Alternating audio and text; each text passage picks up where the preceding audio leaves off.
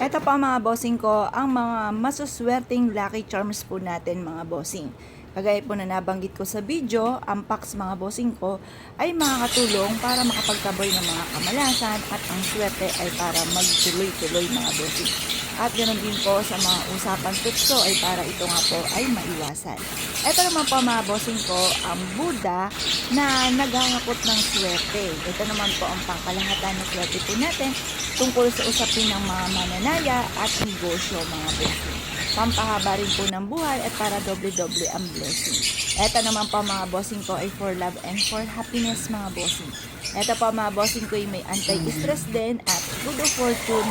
At ito naman po mga bossing ko ang ating squash na lucky bracelet na panghatak ng swerte lalo na sa pera sa mga mananaya. Ito naman po mga bossing ko ang Lucky Charms bracelet natin na for healing at anti-stress and for wealth.